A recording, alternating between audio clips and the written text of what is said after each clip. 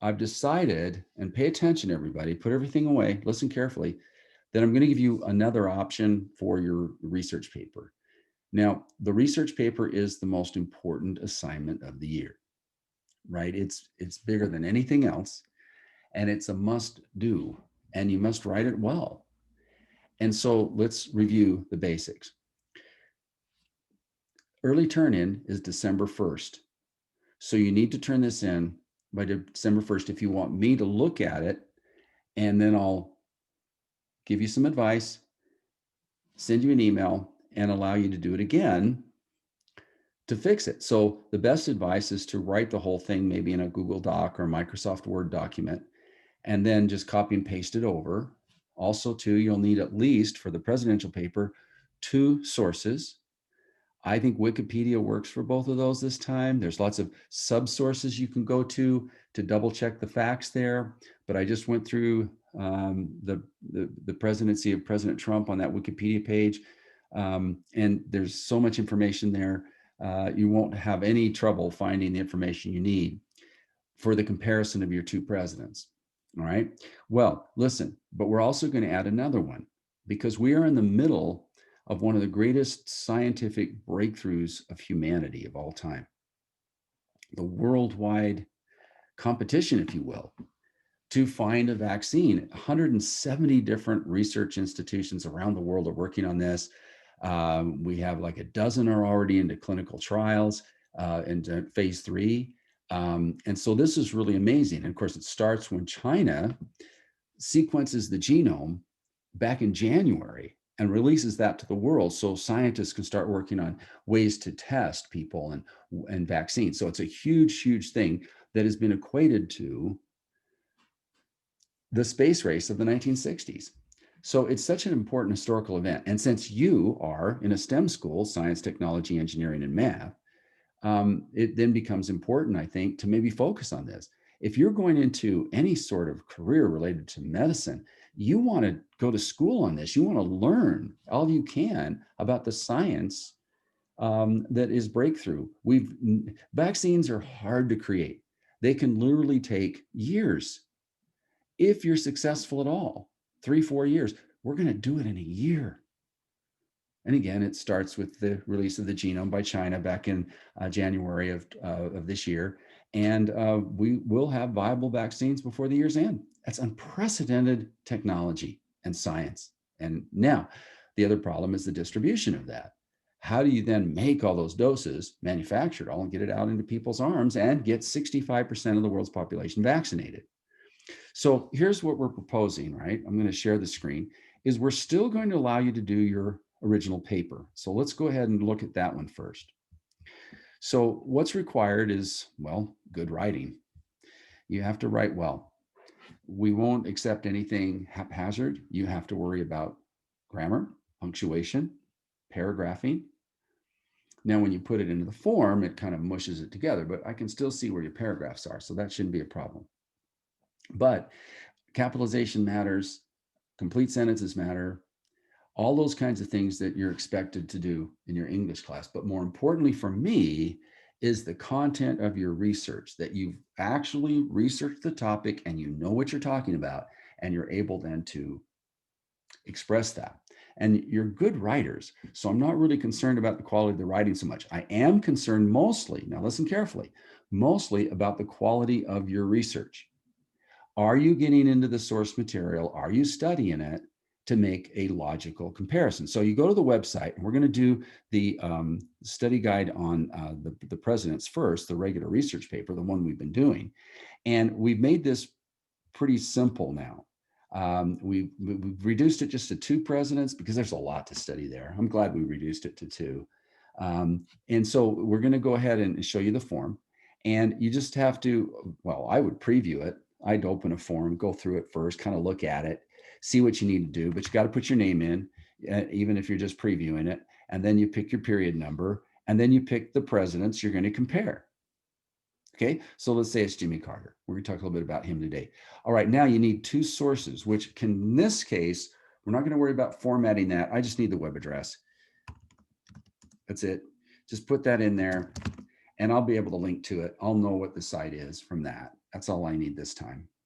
Normally we'd have you format it in MLA and whatever, but then this is the key thing. I need those. If you don't have two sources, won't work. Okay. I need to know where you got your information. And then you need to do the paper. 2,000 words. That's not long, by the way. As research papers go, that's not really very long. You'll think it's long. Well, it's painful, but you might want to write a longer essay. It might be easier to write an extra 500 words, 600 words in order to get everything in, rather than try to cram it all into 2,000 words. So many people I'm just get to 2,000 words, but then they forget some key components in the question. So make sure you read the question carefully. In a factual, researched way, compare and contrast your selected president with Donald Trump. Explain the appeal that put each of them in power. So whether it's Carter or Trump, there's some real similarities there, by the way. Their governing styles, which are radically different in the case of Carter, and their successes and failures, right? Uncover at least 5 major events for each. If you go to 4, or you do 5 for one and 0 for the other, that's not going to fly. There's got to be 5. Remember, you can compare in different ways. You can compare success to success, or success to failure, or failure to failure. So there's those, when you're doing a comparison and contrast, there's lots of ways to attack it. These two, Jackson is a good example. With Jackson, one paid the national debt to 0, and the other one blew it up beyond anything anybody's ever done in peacetime. So that's a success and a failure, right? And then you can go through and chronicle those things. All right, now that can help you compare and contrast 5 each. Contrast their overall success or lack thereof using actual achievements or failures. You can't just make stuff up. You can't just say, well, Mr. Trump said he's a success, so he must be. No, you have to prove it with things that actually happened. Okay. All right. Facts matter. Facts are stubborn things. Then you decide which one was the most successful president. Okay. So that's really all there is to it. Now let's go to the next one, though. The next one I think is even more intriguing. If it were me, I'd switch to this. I've even given you some sources you can start with. I don't know how good all these are. The Yale article is really good. We'll talk about that in a minute. You have to use at least one World Health Organization page or chart in this one, and you need 4 sources, right? Anyway, I tried to give you at least something to start with there.